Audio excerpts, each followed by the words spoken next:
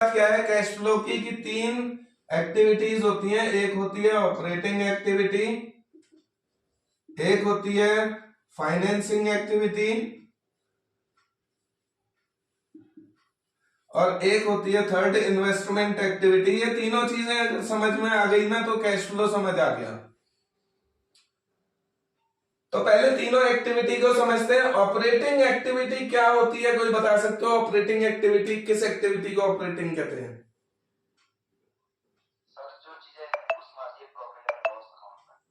हाँ, इससे भी इंपॉर्टेंट चीज ये समझना कि जो जिस चीज के लिए मैंने वो बिजनेस खोला है, जिस चीज के लिए मैंने वो कंपनी खोली है, वो ऑपरेशंस है मेरे। जैसे मैं हर बार बताता आता हूं कि मार्कर बनाने की अगर मैंने फैक्ट्री खोली है या किसी स्टेशनरी प्रोडक्ट्स की बुक्स बनाने की फैक्ट्री खोल ली स्टेशनरी की, तो मेरा ऑपरेशंस क्या है? यही स्टेशनरी का प्रोडक्शन ही मेरी ऑपरेशंस है। ठीक है, जो मेरा मेन काम है, किसी भी बिजनेस का मेन जो धंधा होता है ना, जिसलिए वो बिजनेस खोला होता है, वो उसके ऑपरेशंस है। ठीक है, तो पहली एक्टिविटी इतना ही। हाँ, पहली एक्टिविटी ऑपरेटिंग को सिर्फ इतना समझो, operating means operations. Operations means जिस चीज के जिस मकसद से मैंने वो कंपनी खोली है वो मेरे ऑपरेशंस है। फिर डीपली पढ़ते हैं। इसके बाद सेकंड बात समझनी है, फाइनेंस हम किसको कहते हैं? बताओ, फाइनेंस का मतलब क्या होता है? फाइनेंस जहां से पैसा आता है और जहां जाता है वो फाइनेंस है। चलो, थोड़ी बात तुम्हारी वजनदार है, पूरी नहीं, इसको समझना। फाइनेंसिंग और इन्वेस्टमेंट एक्टिविटी ये दोनों बैलेंस शीट में दिखती हैं। लाइबिलिटी साइड, दो ही तो साइड है एक बैलेंस शीट में, एक लाइबिलिटी और एक असेट्स साइड। इसमें लाइबिलिटी का मतलब क्या होता है? पैसा जुटाना। लाइबिलिटी का मतलब पैसा जुटाना। यहां से मैंने पैसा जुटाया है, देखो मैंने शेयर कैपिटल इशू करी, पैसा जुटाया। मैंने डिबेंचर इशू करे, पैसा जुटाया। मैंने लोन लिया, पैसा जुटाया। समझ आ रही है? तो जुटाना जो है ना, जुटाना फाइनेंस होता है। जुटाना क्या होता है? फाइनेंस। यहां क्या होता है, ये जो पैसा मैंने जुटाया है ना, इसको मैं यहां इन्वेस्ट करता हूं, लगाता हूं। यहां पे क्या करता हूं? लगाता हूं, यानी इन्वेस्ट करता हूं। तो सिंपल से दो वर्ड में बात समझना, जो बैलेंस शीट की लाइबिलिटी साइड है वो फाइनेंस साइड है, और जो बैलेंस शीट की असेट साइड है वो इन्वेस्टमेंट साइड है। बात आई समझ में? ठीक। अब फाइनेंसिंग और इन्वेस्टमेंट में ना ये ज्यादा टफ नहीं है, ये दोनों बहुत इजी कंसेप्ट है। इन दोनों के पहले इन्हीं को समझ लो। इनमें क्या समझना है, इसमें मैं अभी बात कर रहा हूं केवल पहले फाइनेंस की समझना। ठीक है, पहले फाइनेंस को समझो, यानी लाइबिलिटी साइड से कुछ समझा रहा हूं आपको। अगर मैं शेयर कैपिटल को इश्यू करता हूं तो पैसा आएगा या जाएगा? आएगा। इसका मतलब ये प्लस है और इसको मैं इनफ्लो कहूंगा। यस और नो? अच्छा, अब मैं शेयर कैपिटल तो इशू कर लिया, पैसा तो आ गया। अब क्या साल भर तक मैंने जो मेरे पे जिन लोगों ने पैसा लगाया है, क्या मैं उनको अब डिविडेंड दूंगा या नहीं दूंगा इनको? तो डिविडेंड पेड, डिविडेंड पेड, ध्यान रखना, पेड। ये क्या है? इससे पैसा जाएगा और ये आउटफ्लो है।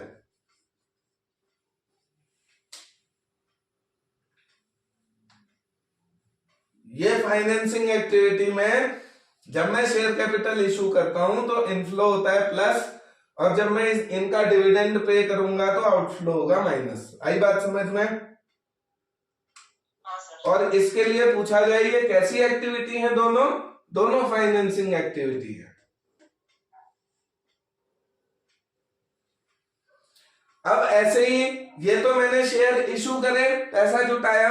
अब मैं पैसा इन्वेस्ट जब करता हूं ना, तो इन्वेस्ट कैसे कैसे करूंगा, देखो भाई मैं यहां लैंड खरीद ली तो पैसा आया या गया, purchase of land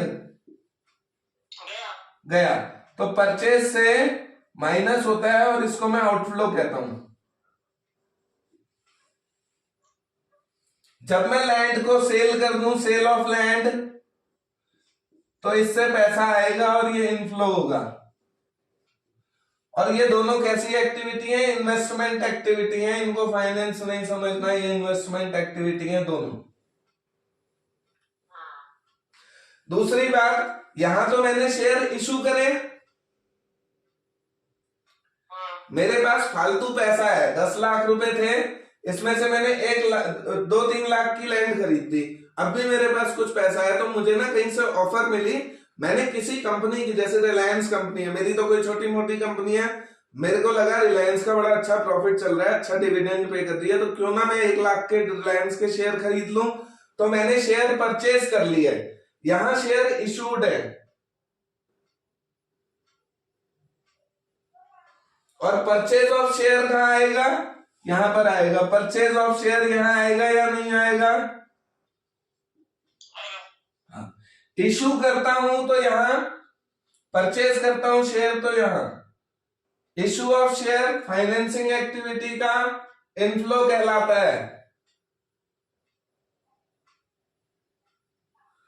purchase of share investment activity है, ध्यान रखना, परचेज ऑफ शेयर कैसी एक्टिविटी है, हाँ शेयर ही है, नाम शेयर ही है, लेकिन इशू करूं तो फाइनेंस, परचेज करूं तो इन्वेस्टमेंट। और ये क्या है, इससे पैसा जाएगा, ये आउटफ्लो होगा, यस और नो। अब मैंने किसी कंपनी के 1 लाख के शेयर खरीदे हैं, तो क्या वो मुझे डिविडेंड पे नहीं करेगी,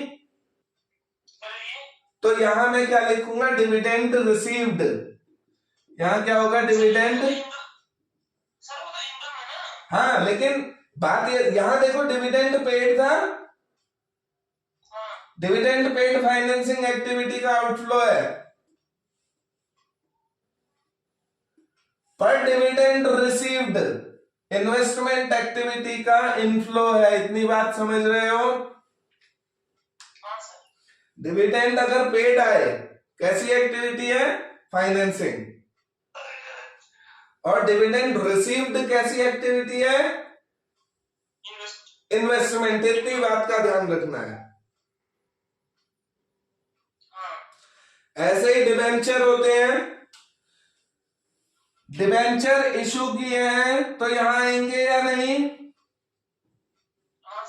इशू किए हैं तो यहां आएंगे, और प्लस आएगा, पैसा आएगा, और ये इनफ्लो कहलाएगा।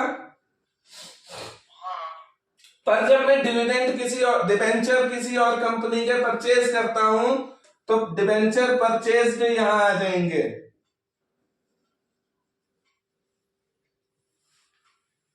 डिबेंचर परचेज यहां आ जाएगा, आई बात समझ में। अब जब डिबेंचर, अब इसमें क्या समझना है, जब मैं डिबेंचर इशू करता हूं, मेरे पास पैसा आता है, तो मुझे इनको ब्याज भी तो देनी है, यहां मुझे ब्याज देनी पड़ेगी, यहां मुझे ब्याज मिलेगी,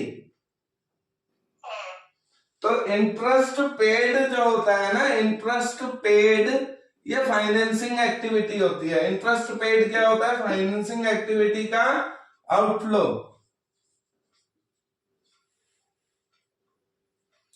और इंटरेस्ट अगर रिसीव्ड है तो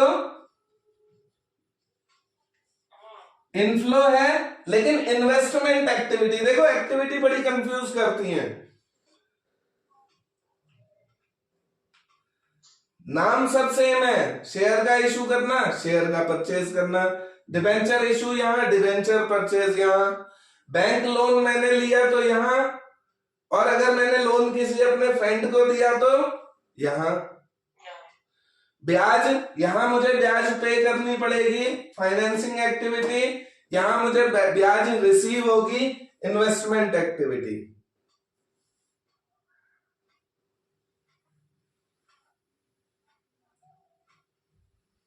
तो उम्मीद है आप लोगों को फाइनेंस का कंसेप्ट और इन्वेस्टमेंट का कंसेप्ट समझ आया होगा। हाँ सर। कोई इससे रिलेटेड क्वेश्चन हम करेंगे ना, फिलहाल कंसेप्ट समझने वाली बात में कंसेप्ट इतना है, ठीक है? हाँ सर। ठीक। ऑपरेटिंग एक्टिविटी को समझना, अभी मैं फाइनेंस को और क्लियर करूंगा। ऑपरेटिंग एक्टिविटी से हमें फ्लो पता करना है कि पहली बात तो ऑपरेटिंग एक्टिविटी से इनफ्लो होगा ही होगा, ठीक है? तो अब ऑपरेटिंग एक्टिविटी को सॉल्व करने के 3 स्टेप है, ध्यान रखना। स्टेप नंबर 1 समझना पहले। स्टेप नंबर 1, पहला कदम कैसे चलेंगे, हमें चाहिए होता है नेट प्रॉफिट बिफोर। हाँ, पहला जो हमें निकालना होता है, पहला स्टेप वो होता है net profit before tax and extra ordinary items.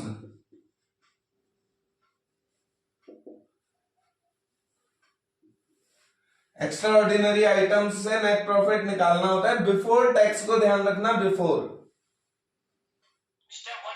हाँ, स्टेप 1 में मुझे ये चाहिए होता है नेट प्रॉफिट बिफोर टैक्स। तो अक्सर क्या होता है क्वेश्चन में, नेट प्रॉफिट आफ्टर टैक्स दिया होता है। क्या दिया होता है? आफ्टर टैक्स दिया होता है। इससे मैं बिफोर टैक्स में कैसे पहुंचूंगा? अच्छा, ऑपरेटिंग एक्टिविटी है तो मुझे जरूर ऑपरेटिंग प्रॉफिट चाहिए या नहीं चाहिए इसमें? हाँ सर। मुझे नेट प्रॉफिट भी नहीं चाहिए, मुझे असली में क्या चाहिए? Operating profit. तो एक बार एक खाता समझना छोटा सा, ये एक पीएल अकाउंट है। Before tax and extra ordinary items.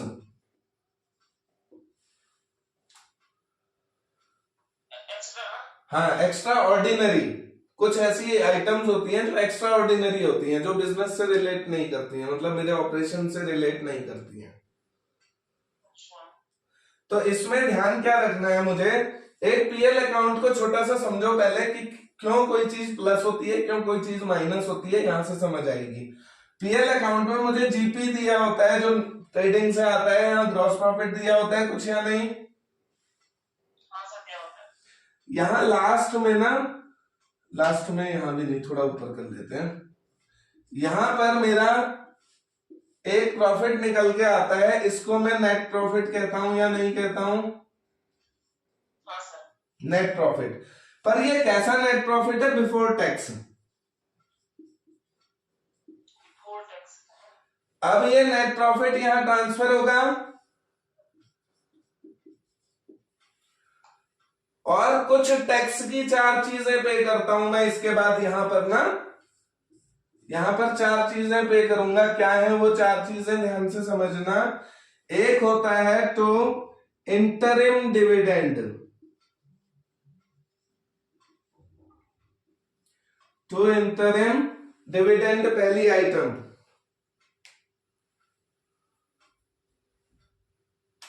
दूसरी आइटम जो होती है फाइनल डिविडेंड भी हो सकता है। 2 डिविडेंड होते हैं ना, एक इंटरिम और एक फाइनल। कुछ पैसा मैं रिजर्व में भी ट्रांसफर कर देता हूं, टू ट्रांसफर टू रिजर्व।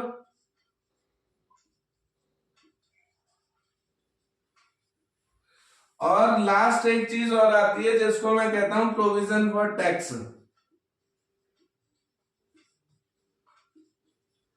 ये 4 नाम यहां याद रखना है इनको। पहला इंटरिम डिविडेंड, दूसरा फाइनल डिविडेंड, तीसरा ट्रांसफर टू रिजर्व और चौथा प्रोविजन फॉर टैक्स। ये सब एक्सपेंस है। देखो मेरे को जितना भी मैंने प्रॉफिट कमाया उसका मैं कर क्या सकता हूं, जितना भी मैंने प्रॉफिट कमा लिया ना, अब मैं डिविडेंड पे करूंगा या नहीं करूंगा अपने शेयर होल्डर्स को? तो डिविडेंड जितना पे किया, इंटरिम हो चाहे फाइनल हो, दोनों आएंगे। फिर कुछ पैसा मेरे पास और बच गया, उसे पे करने के बाद अब कुछ बच गया, उससे मैं क्या करूं, उससे मैं कुछ रिजर्व में भी जमा कर देता हूं। रिजर्व समझते हो ना, कि कोई आने वाले समय के लिए अपने पास रिजर्व भी रखती है ना, बैलेंस बना के। हाँ सर। तो बचा 1 लाख मान लो, उसमें से 10,000 से ही बोले रिजर्व में डाल दो, वो भी डाल दिया। बाकी क्या बचा, बोले टैक्स का प्रोविजन बना दो इतना, तो वो भी एक तरीके से प्रोविजन भी यहां माइनस हो जाएगा। अब जो बचेगा, अब जो बचेगा ना, वो क्या होगा, वो होगा नेट प्रॉफिट आफ्टर टैक्स। उसे हम क्या कहेंगे, net profit after tax. After tax. ध्यान रखना, ये तो चीजें मैंने पे करी, लेकिन एक चीज मुझे रिसीव भी होती है, उसे हम कहते हैं रिफंड ऑफ टैक्स। क्या कहते हैं, रिफंड ऑफ टैक्स। तो कहने का मतलब है जो नेट प्रॉफिट आया उसमें मैं रिफंड को जोड़ दूंगा हाँ हाँ। और इन चारों को घटा दूंगा, तो जो मेरा आएगा वो क्या आएगा, net profit after tax. After tax I समझ में बात। हाँ हाँ। अब सोचो, मुझे ये दे रखा है और मुझे चाहिए ये,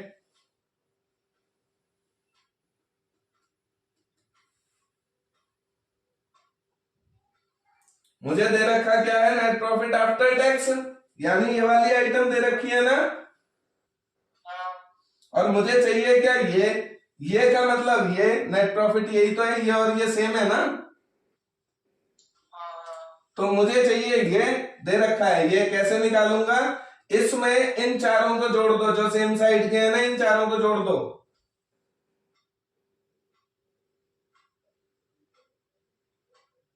और रिफंड ऑफ टैक्स को क्या करोगे बताओ, इन चारों को जोड़ोगे, इसको क्या करोगे, घटा देंगे। घटा दो। इसमें ये 4 जोड़ दो और इसे घटा दो, तो आपको मिल गया नेट प्रॉफिट बिफोर टैक्स। आई बात समझ में। हाँ अब नेक्स्ट स्टेप, अभी मैं ऊपर फिर से कराऊंगा, पहले एक बार बात को समझ लो। मैंने क्या करना है, नेट प्रॉफिट आफ्टर टैक्स में ये 4 जोड़ने हैं, इसको घटाना है, तो मुझे मिल गया नेट प्रॉफिट। ये नेट प्रॉफिट और ये नेट प्रॉफिट सेम होगा, तो इसको यहां रख लो। अब इसके ऊपर एक प्रॉफिट और निकलता है यहां पर, ये कौन सा प्रॉफिट होता है, ये ऑपरेटिंग प्रॉफिट होता है। ऑपरेटिंग प्रॉफिट और नेट प्रॉफिट में क्या फर्क होता है, एक छोटा सा फर्क है कि ग्रॉस प्रॉफिट में से एक्सपेंसेस इस साइड डालते हैं ना, तो सारे एक्सपेंसेस नहीं, केवल ऑपरेटिंग एक्सपेंसेस। कैसे, सर कौन कौन से ऑपरेटिंग एक्सपेंसेस? हाँ अभी गिनवाऊंगा, पहले एक बार ये समझ लो, पहले कंसेप्ट समझ लो, अभी ऑपरेटिंग को भी डीपली बताऊंगा। पहले कंसेप्ट ये समझना है कि यहाँ ग्रॉस प्रॉफिट है, यहां एक्सपेंसेस डालोगे और यहां इनकम डालोगे ना, तो तुम्हारा एक प्रॉफिट आएगा ऑपरेटिंग प्रॉफिट। और ऑपरेटिंग प्रॉफिट ना केवल ऑपरेटिंग एक्सपेंसेस और ऑपरेटिंग इनकम से निकलता है। यानी जीपी में ऑपरेटिंग इनकम जोड़ोगे और ऑपरेटिंग एक्सपेंसेस घटाओगे, तो ये मिल जाएगा आपको। अब इसको बीडी करोगे यहां पर, हाँ बीडी होगा, बीडी। हाँ इसको यहां पर करो बीडी, क्या नाम से, ऑपरेटिंग प्रॉफिट। अब ऑपरेटिंग प्रॉफिट जब निकल जाता है ना, तो यहां पर फिर इनकम आएगी और यहां पर फिर एक्सपेंसेस आएंगे, लेकिन ऑपरेटिंग नहीं, नॉन ऑपरेटिंग। कैसे, नॉन ऑपरेटिंग इनकम और नॉन ऑपरेटिंग एक्सपेंसेस। तो इसका ऑपरेटिंग प्रॉफिट जब मिल जाए, तो operating profit plus non operating income minus non operating expenses, आपको मिल गया नेट प्रॉफिट।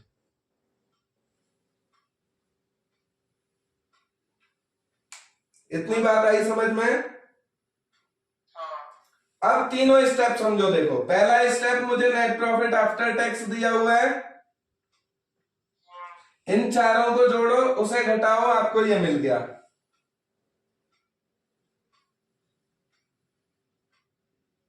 ये मिल गया या नहीं, ये मिल गया।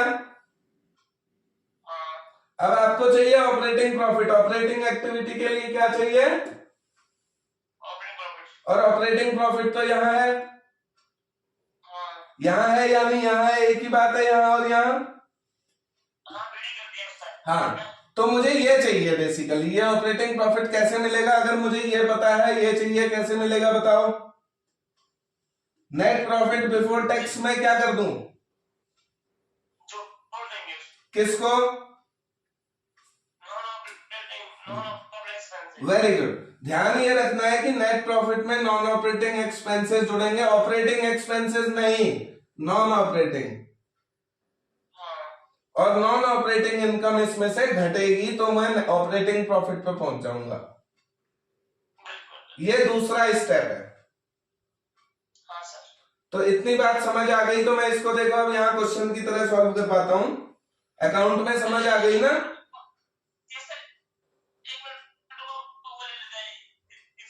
हाँ बिल्कुल ले लो, इसको अच्छे से बनाना अपनी कॉपी में। समझ गया। आप साइड हो जाओ। हो गया, हो गया।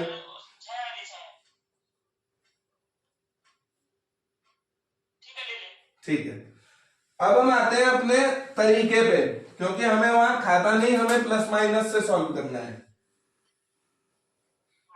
तो अब आप क्या करोगे? नेट प्रॉफिट आफ्टर टैक्स अगर आपको दिया हुआ है तो इसमें हम क्या करते हैं? कुछ चीजें ऐड करते हैं, 4 चीजें।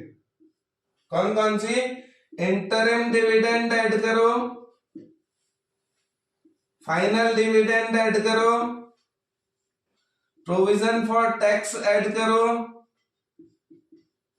और एक ट्रांसफर टू रिजर्व ऐड करो। इंटरिम डिविडेंड, इंटरिम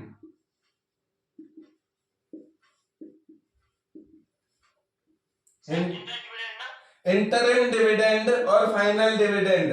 किसी को इन दोनों में फर्क पता है कि इंटरिम डिविडेंड क्या होता है और फाइनल डिविडेंड क्या होता है?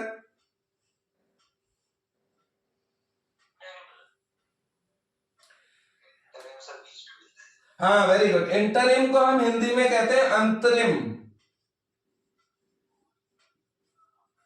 अंतरिम का मतलब ये अंतिम नहीं है, ये फाइनल नहीं है, इंटरिम है, बीच में दिया जाता है एक अंदाजे से, क्योंकि खाता तो हमारा साल भर एंड जब होगा तब हमारा एक्चुअल प्रॉफिट निकलेगा ना, और तब हम फाइनल डिविडेंड देंगे। लेकिन डिविडेंड साल में 2 बार पे होता है, हर 6-6 महीने में, अगर आपको याद हो तो।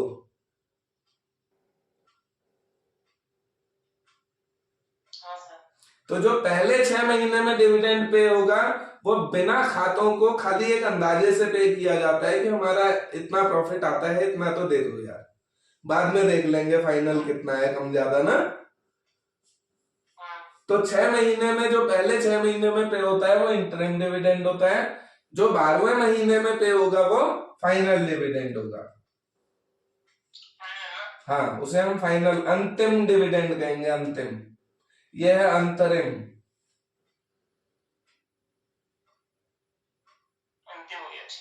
अब है प्रोविजन फॉर टैक्स। ये थोड़ा सा ना, हाँ, ये प्रोविजन फॉर टैक्स को ना चेक कर लेना, ये थोड़ा सा दिक्कत करेगा, इसको अलग से मैं समझाऊंगा प्रोविजन फॉर टैक्स की ट्रीटमेंट। लेकिन आपको फिलहाल याद रखना है कि प्रोविजन फॉर टैक्स यहां जोड़ोगे।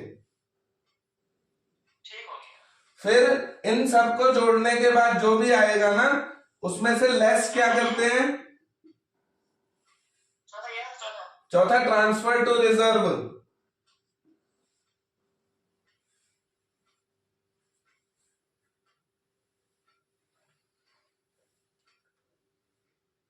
और इसमें लेस क्या करेंगे बताओ? ये 4 जोड़ते थे, एक घटाते भी हैं, उस साइड क्या था? Refund of tax. क्या था? हाँ, रिफंड ऑफ टैक्स को घटा दो।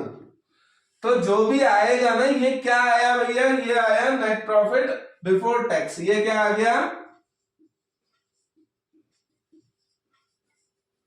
बिफोर टैक्स आ गया। ये दिया था मुझे नेट प्रॉफिट आफ्टर टैक्स, आ गया नेट प्रॉफिट बिफोर टैक्स। पहला स्टेप मेरा हो गया कंप्लीट। आई बात समझ में? अब आप क्या करोगे, नेक्स्ट स्टेप याद करो पीएल अकाउंट में ही। इसके बाद वाला स्टेप क्या था, जो नेट प्रॉफिट बिफोर टैक्स था, इसमें कुछ जोड़ना था और कुछ घटाना था। क्या जोड़ना है और क्या घटाना है? Operating non operating expenses. Very good, non operating expenses को आप जोड़ दो, ऑपरेटिंग नहीं, नॉन ऑपरेटिंग। और लेस क्या करोगे, नॉन ऑपरेटिंग इनकम। तो ये काम करने के बाद जो आएगा उसको हम क्या कहेंगे, ऑपरेटिंग प्रॉफिट। इसको हम क्या कहते हैं, operating profit before working capital changes.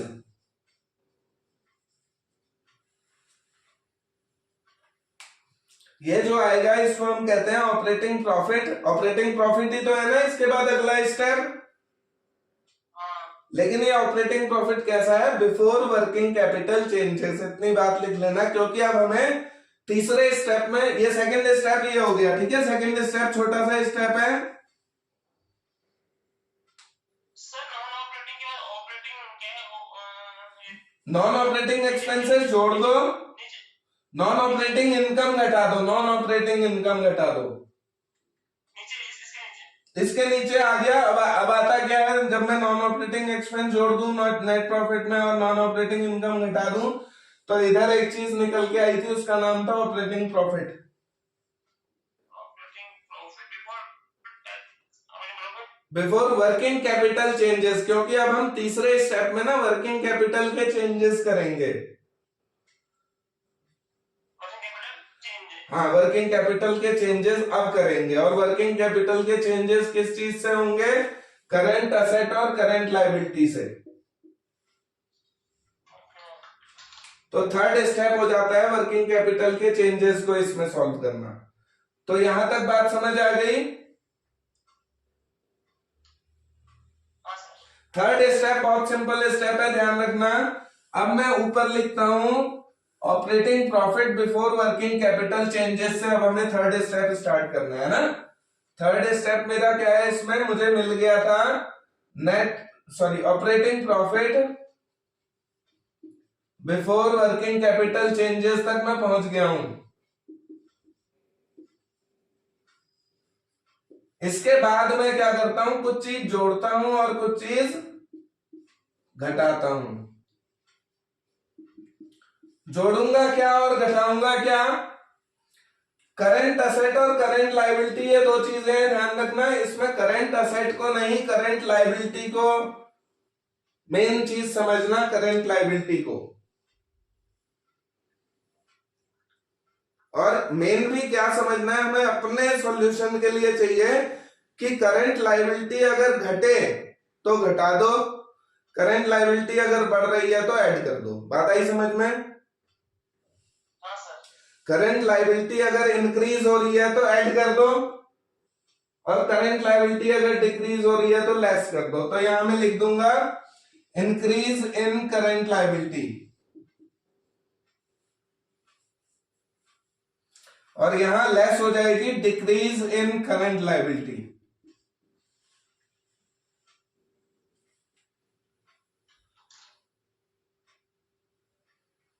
Clear है? Increase in current liability, decrease in current liability.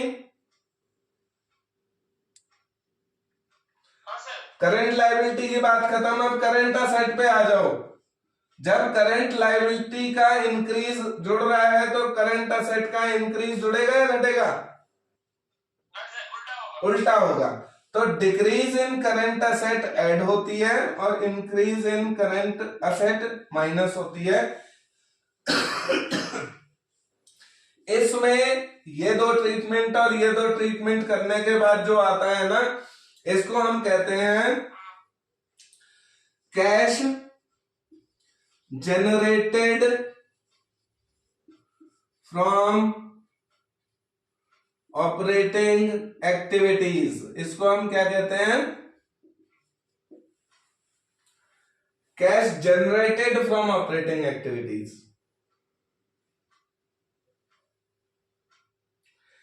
इसमें से अब एक, हाँ, सर क्या बोला, कैश जनरेटेड, जनरेट का मतलब पैदा करना, कैश पैदा कर लिया हमने ऑपरेटिंग एक्टिविटीज से इतना।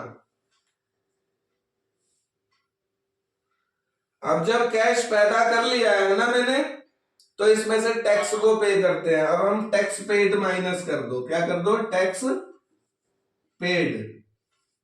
ध्यान रखना ये टैक्स पेड है, और फर्स्ट स्टेप में आपने टैक्स का कुछ ट्रीटमेंट किया है, ध्यान करो उन 4 चीजों में टैक्स पेड नहीं था, वहां था प्रोविजन फॉर टैक्स। तो प्रोविजन फॉर टैक्स अलग चीज होती है, टैक्स पेड करना अलग चीज होती है।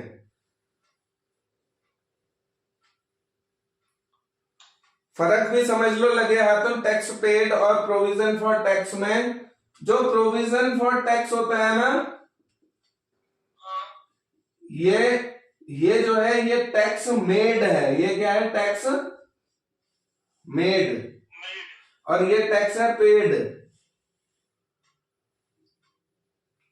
सर मेड और पेड में एक अंतर बता दो। हाँ, मेड और पेड में क्या है, मेड है प्रोविजन, पेड है वास्तव में जो मैंने पे कर दिया। फर्क क्या होता है, पिछले साल जो मैंने प्रोविजन बनाया होगा ना पिछले साल, वो इस साल टैक्स पेड हो जाएगा। पिछले साल का प्रोविजन इस साल पे, और इस साल का प्रोविजन क्या होगा, अगले साल टैक्स पेड होगा। इसको जब आप और डीपली समझोगे, फिलहाल इतनी बात समझते चलना। 3 स्टेप हमारे ये हो गए। इसके बाद cash generated from operating activity आ जाता है, ये लास्ट स्टेप है।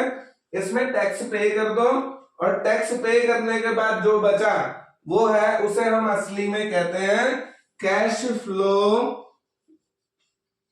From operating activities. यही हमें चाहिए होता है बस। ऑपरेटिंग एक्टिविटी में इससे ज्यादा नहीं है, ये ऑपरेटिंग एक्टिविटी खत्म।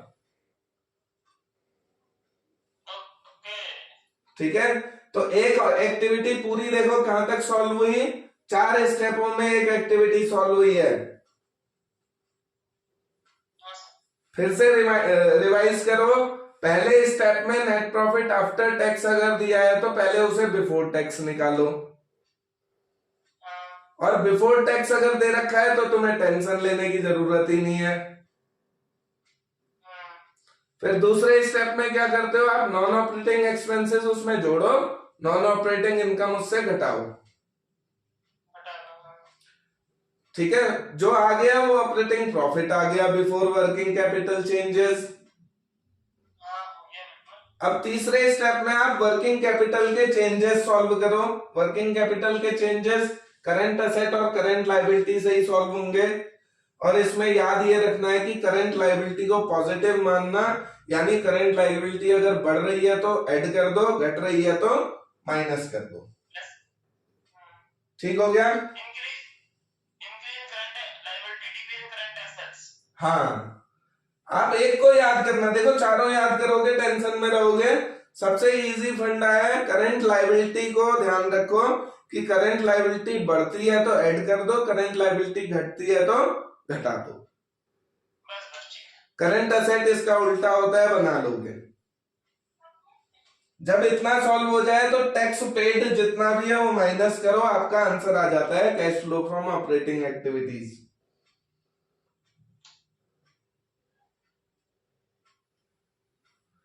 तो इसके जो ये 3-4 स्टेप है ना, इन्हीं 3-4 स्टेप से छोटा सा क्वेश्चन पूछा जा सकता है, किसी भी स्टेप से पूछ सकता है वो, कि नेट प्रॉफिट आफ्टर टैक्स ये है, नेट प्रॉफिट बिफोर टैक्स बता दो भैया।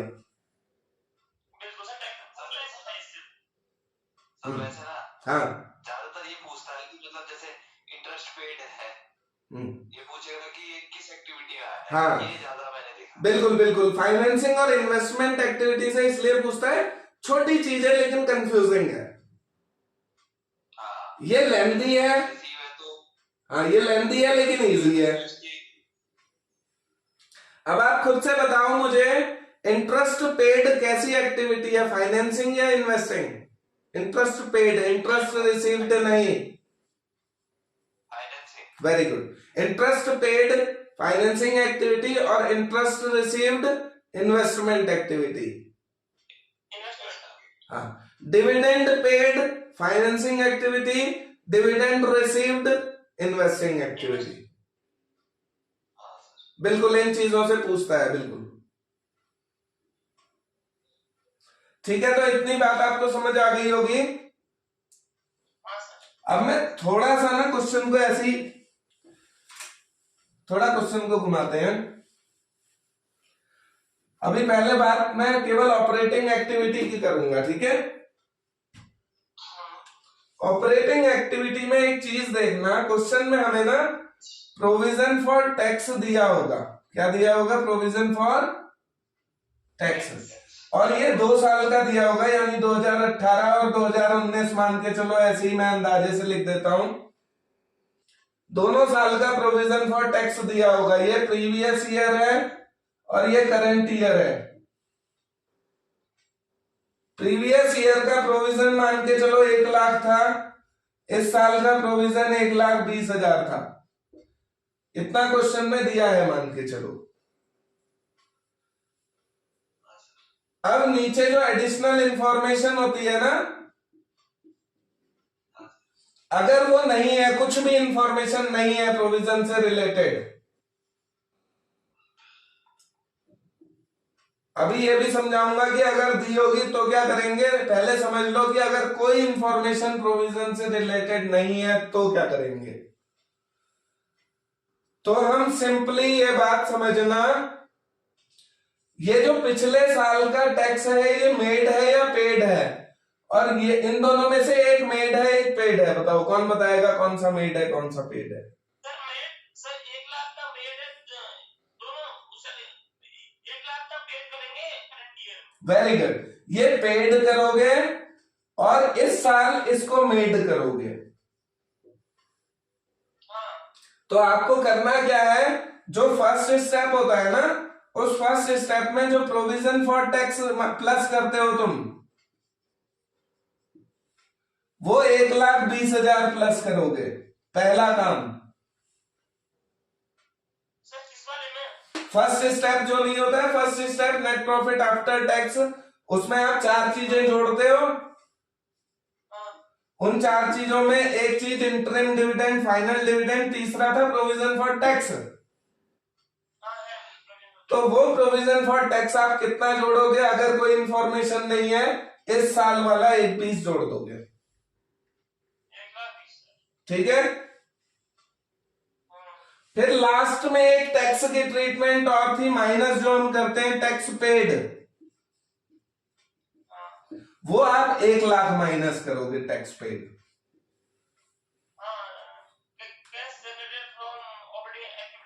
हाँ बिल्कुल, ये 1 लाख पेड में माइनस करोगे और 1,20 मेड में प्लस कर दोगे। हाँ, ये 2 ट्रीटमेंट तो इससे हो गई। आई बात समझ में? अब बात आती है कि अगर कुछ एडिशनल इंफॉर्मेशन है तो। एडिशनल इंफॉर्मेशन दे देता हूं एक एडिशनल इंफॉर्मेशन। एडिशनल इंफॉर्मेशन अगर दे रखी है कि tax made during the year 80,000, अगर ऐसा कह देता है ना अलग से, तो हम क्या करेंगे? ध्यान रखना, यहां क्या कह रहा है? टैक्स मेड कह रहा है, ध्यान रखना। अब मैं आपको एक प्रोविजन फॉर टैक्स अकाउंट को बनाना सीखो यहां। ना, अब आप यहां नहीं समझना इसको। जब एडिशनल इंफॉर्मेशन दी है तब वो फंडा नहीं है। जब एडिशनल इंफॉर्मेशन दी है तब आप क्या करोगे? प्रोविजन फॉर टैक्स अकाउंट बनाओ। और प्रोविजन फॉर टैक्स एक असेट है या लायबिलिटी, इतना बताओ। Provision for tax sir liability है। Very good. इसकी बीडी क्रेडिट होगी या डेबिट होगी? इसकी BD debit. Very good, credit होगी। बाय बैलेंस बीडी, और यहां लिखो टू बैलेंस सीडी। बीडी में डालो 1 लाख CD में डालो 1,20,000। सर एक मिनट, ओपनिंग, हाँ हाँ ठीक है, ओपनिंग और क्लोजिंग। हाँ, फिर ऐसे करोगे ट्रीटमेंट, फिर वैसे मत करना डायरेक्ट। अच्छा जब एडिशनल इंफॉर्मेशन दी हो तब खाता बनाना जरूरी है बस। ओके। तो अब आप क्या करते हो, दो चीजें आएंगी इस खाते में, और वो क्या है दो चीजें, एक मेड और एक पेड। हाँ तुम ये बताओ कि अगर मैं पेड करता हूं तो बीडी के अलग आएगा, या मेड करूंगा तो इधर आएगा, मतलब मेड इधर आएगा या पेड इधर आएगा। सर पेड है, तो सर पेड तो लायबिलिटी हुई ना। पेमेंट कर दी तुमने, हाँ लायबिलिटी, लायबिलिटी है ना। आप ऐसे मत समझो, पेड को मतलब पेड करने से ये खाता बढ़ेगा या घटेगा, ये सब बताओ। खाता बढ़ेगा, पेड है खाता बढ़ेगा। बढ़ता इस साइड है, घटता इस साइड है। हाँ साइड आएगा। वेरी गुड, इस साइड पेड होता है, इस साइड टैक्स पेड होता है। इसका भी फंडा बात समझ लेना, फंडा ये समझना कि कोई भी खाता हो, कोई भी खाता, उसकी अगर बीडी डेबिट है, उसकी अगर बीडी डेबिट है तो उसकी पेमेंट क्रेडिट साइड होगी। ओके। और अगर किसी भी खाते की बीडी क्रेडिट है तो उसकी पेमेंट डेबिट होगी। तो इस खाते का टैक्स पेड यहां आएगा, और टैक्स मेड जो करते हैं ना, मेड का मतलब प्रोविजन होता है, मेड का मतलब प्रोविजन, और ये खाता भी प्रोविजन का है, तो प्रोविजन से प्रोविजन तो बढ़ेगा, यहां टैक्स मेड आएगा। Tax made 1,20,000। नहीं, टैक्स मेड कितना दिया है इंफॉर्मेशन में, 80,000। 80,000 को यहां डालो, ये दे रखा है आपको। हाँ ये घटा के वो टैक्स टैक्स पेड आ जाएगा। हाँ, एक 80 में से एक 20 घटा दो, 60,000 टैक्स पेड। 60,000 tax paid. इस केस में आप क्या करोगे, जो आप प्रोविजन में वहां ऐड करते हो ना फर्स्ट स्टेप में, हाँ वो 80 ऐड करोगे, अच्छा और जो टैक्स पेड करोगे वो 60 पे करोगे। ओके। आई इतनी बात समझ में? हाँ सर। ठीक। अब क्या होता है, एडिशनल इंफॉर्मेशन में कुछ भी दे सकता है, टैक्स पेड भी दे सकता है, टैक्स मेड भी दे सकता है। अगर पेड दिया है यहां डालो, इसे निकालो, मेड दिया है यहां डालो, इसे निकालो। बात आ रही है समझ में? इसका उल्टा कर देंगे। हाँ, मतलब जो दिया है, अगर मेड दिया है 80 तो यहां डालो, अगर मेड की जगह यहां पेड होता तो यहां 80 डाल देते, यहां 80 डालते तो ये फिगर बिगड़ जाती, ये हो जाती 2 लाख, 2 लाख हो जाती है। और 2 लाख में से 1 लाख गया, बचा 1 लाख। 1 लाख। तो अब आप इस केस में क्या करोगे, इस केस में प्रोविजन में 1 लाख जोड़ दो और टैक्स पेड में 80 घटा दो। ये बहुत इंपॉर्टेंट ट्रीटमेंट है, ध्यान रखना। हाँ, ये one of the important treatment है। अगर एडिशनल इंफॉर्मेशन दी है तो ऐसे सॉल्व करो, अगर एडिशनल इंफॉर्मेशन नहीं दी है तो इन्हीं का हेल्प से सॉल्व करो।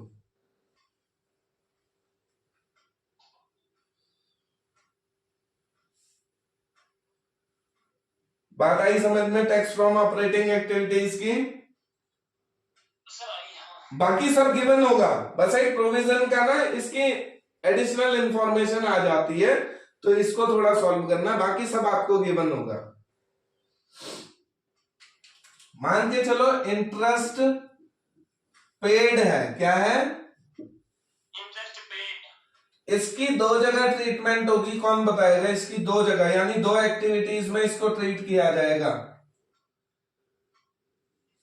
पहली बात तो ये इंटरेस्ट पेड फाइनेंसिंग एक्टिविटी है या investment activity? Sir investment paid ना, फाइनेंस वेरी गुड। पहली बात, इंटरेस्ट पेड मान के चलो 10,000 रुपए का इंटरेस्ट पे किया, तो आप इसको दो जगह ट्रीट करोगे। एक तो आपको ये ऑपरेटिंग एक्टिविटी में भी ट्रीट करना पड़ेगा, बताओ कहां? फाइनेंसिंग एक्टिविटी में तो होगा ही। फाइनेंसिंग में क्या होगा? फाइनेंसिंग में होगा interest paid minus, interest paid क्या हो जाएगा? माइनस हो जाएगा। नेट प्रॉफिट आफ्टर टैक्स वो बिफोर टैक्स वाले में माइनस होगा, मतलब interest. Very good. Net profit before tax जब आप निकाल लेते हो ना, तो आप इसमें एक चीज ऐड करते हो। क्या करते हो? नॉन ऑपरेटिंग एक्सपेंसेस ऐड करते हो और लेस करते हो नॉन ऑपरेटिंग इनकम। ये बताओ, ये नॉन ऑपरेटिंग एक्सपेंस है या नॉन ऑपरेटिंग इनकम है? Non operating expense. तो ये जुड़ेगा, यहां पर 10,000 रुपए यहां पर ऐड होगा।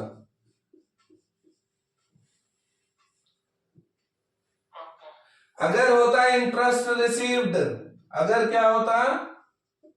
Interest received. मान लो 5,000 का इंटरेस्ट रिसीव्ड। पहली बात तो इसे पहचानो कि ये इन्वेस्टमेंट एक्टिविटी। तो इसको मैं इन्वेस्टमेंट एक्टिविटी में तो क्या करता है बताओ? माइनस या plus? Very good. Interest received मेरे पैसे को बढ़ाएगा।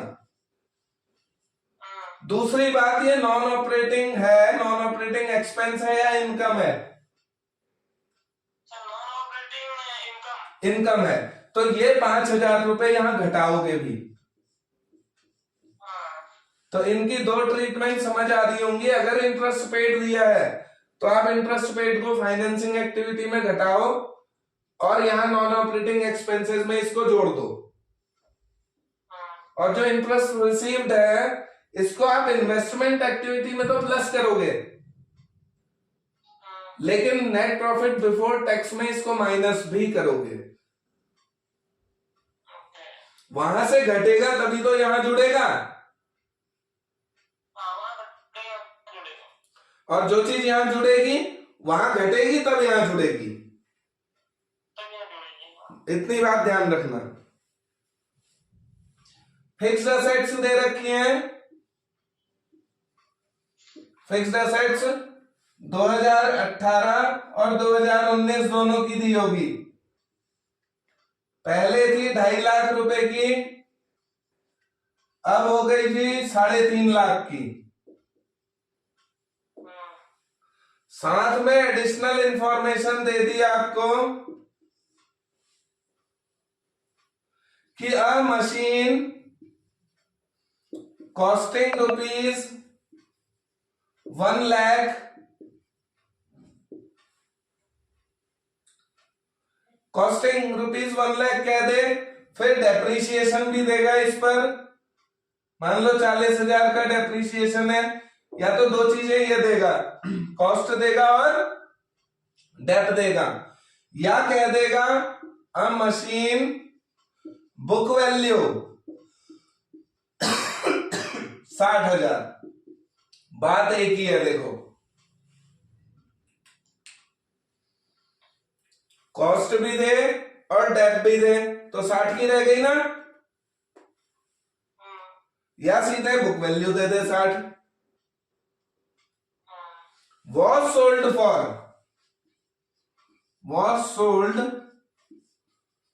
for 50,000, 50,000 में ये बेच दी।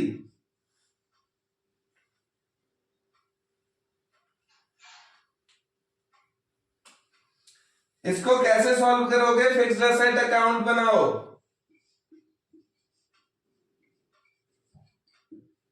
फिक्स्ड असेट अकाउंट बना के मुझे कौन बताएगा कि क्या चीज कहां आएगी, क्या चीज कहां आएगी?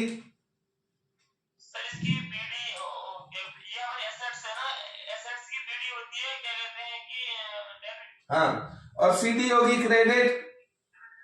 हाँ, तो बीडी तो डाल दी मैंने 2.5, सीडी डाल दो 350। 350। आगे बताओ। 1 लाख के आगे डेबिट भी है 40,000 का। हाँ, तभी तो बुक वैल्यू 60 रह गई। Okay okay. हाँ, 1 लाख में से 40 गया, 60 की बुक वैल्यू। चाहे ऐसा कहे चाहे ऐसा कहे, बात एक ही है। अच्छा, ये फिक्स्ड एसेट अकाउंट है, ये बढ़ेगा इस साइड और घटेगा, इस साइड हाँ, बढ़ेगा कैसे? परचेज से बढ़ेगा कैसे? परचेज, और सेल से घट जाएगा। हाँ, तो यहां मुझे दे रखा है कि सोल्ड, सेल दे रखी है, 50,000 की सेल है। यहां 50,000 डाल देता हूं, नाम लिखूंगा बाय बैंक। नाम क्या लिखूंगा? By bank. पैसा गया मेरा, तो क्या ये आउटफ्लो नहीं है? क्या ये आउटफ्लो नहीं है इन्वेस्टिंग एक्टिविटी का?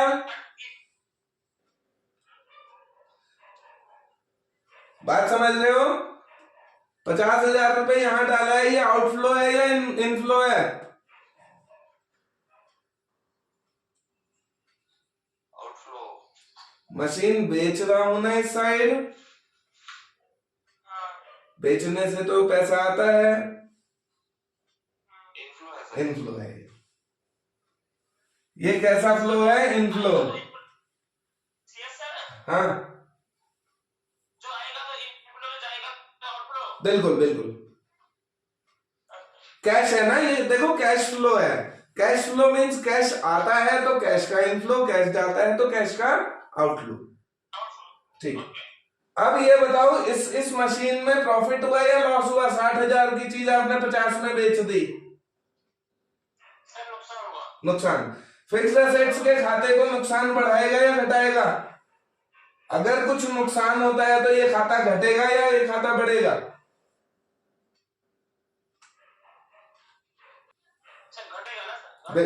बिल्कुल घटेगा ये खाता।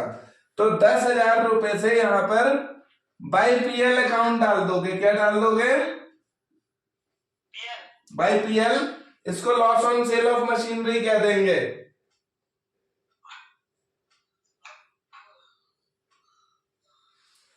ठीक है, इस खाते को क्लोज करो।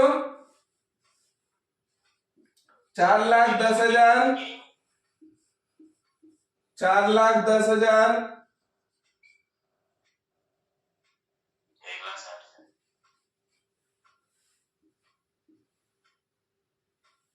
हाँ, 1,60,000। ये क्या है? क्या ये परचेज नहीं है? तो इसको मैं टू बैंक लिखूंगा। क्या लिखूंगा? अब इस खाते से आपको कुछ चीज समझनी है।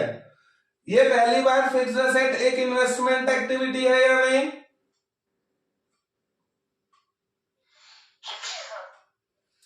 इसमें आपको बीटीसीटी का कुछ काम नहीं है।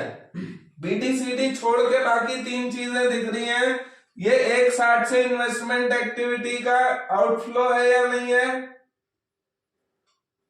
कैश जाएगा, देखो परचेज करोगे टू बैंक, इसीलिए लिखा है टू बैंक या टू कैश। हाँ, कैश ही, इसको बैंक ही लिखते हैं। खाता जब बनाते हैं तो बैंक और कैश एक ही बात है। आपके पास पैसा आएगा, पैसा है, पैसा या तो आपके पास कैश में आएगा या आपके पास बैंक में आ जाएगा। पैसा है तो पैसा ही। तो ये है आउटफ्लो। ये क्या है? हाँ, पेमेंट करोगे, परचेज करोगे तो आउटफ्लो। और ये 50,000 क्या है? और ये 10,000 कहां जाएगा?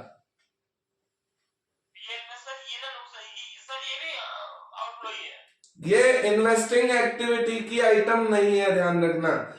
इन्वेस्टिंग एक्टिविटी की तब होती जब यहाँ बैंक गया, कैश का नाम होता है। यहाँ बैंक और कैश का नाम तो नहीं है ना, ये पीएल के नाम से है। पीएल में 2 ही चीजें आती हैं, या तो नॉन ऑपरेटिंग एक्सपेंस होगा या ऑपरेटिंग एक्सपेंस होगा, या नॉन ऑपरेटिंग इनकम होगी या ऑपरेटिंग इनकम होगी। तो ये है क्या बताओ? ऑपरेटिंग है, नॉन ऑपरेटिंग है, एक्सपेंस है या इनकम है? Loss on sale of fixed asset. Very good, ये नॉन ऑपरेटिंग एक्सपेंस है। और ये 10,000 रुपए वहां नॉन ऑपरेटिंग एक्सपेंस की जगह पे जुड़ भी जाएंगे, ये 10,000। तो इस खाते की और इसकी पूरी ट्रीटमेंट इतनी है इसको तुम इन्वेस्टिंग एक्टिविटी में 50 को घटाओगे, सॉरी जोड़ोगे 50 को, और इस एक 60 को घटाओगे, हाँ सर। और इस 10,000 का क्या करोगे, इस 10,000 को ऊपर पहुंचाओगे, नॉन ऑपरेटिंग एक्सपेंस की जगह इसको जोड़ोगे। सर आपने उसका तो ट्रीटमेंट किया ही नहीं 1 लाख का। कौन सा? वो 1 लाख का हो गया, ये 1 लाख इस 2.5 लाख में शामिल है। इस 2.5 लाख में बीटी थी ना, हाँ तो बीटी का मतलब 2.5 लाख की मेरे पास मशीन थी शुरुआत में, हाँ। उसमें से 1 लाख की मशीन मैंने बेच दी। अच्छा। अभी एक चीज और आती है इस खाते में, डेप्रिसिएशन। वो भी डेप्रिसिएशन क्या होता है, एक एडजस्टमेंट छूट गई यहां पर, एक एडजस्टमेंट और होती यहां पर, वो होती depreciation charged during the year.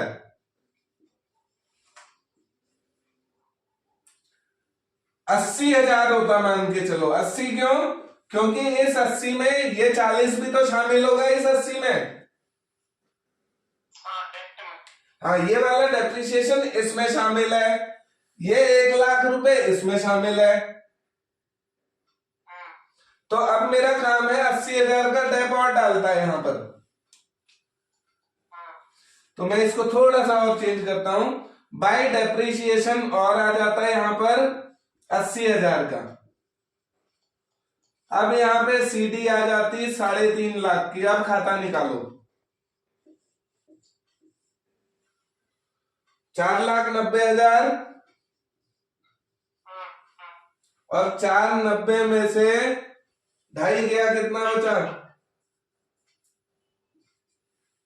240। अब ट्रीटमेंट फिर से सुनो, इन्वेस्टिंग एक्टिविटी में ये 50 प्लस करोगे, ये 240 माइनस करोगे। ये दो जो दिख रहे हैं ना, ये दोनों नॉन ऑपरेटिंग एक्सपेंसेस हैं। लॉस ऑन सेल भी नॉन ऑपरेटिंग एक्सपेंस से जुड़ जाएगा, डेप्रिसिएशन भी नॉन ऑपरेटिंग एक्सपेंस से जुड़ जाएगा।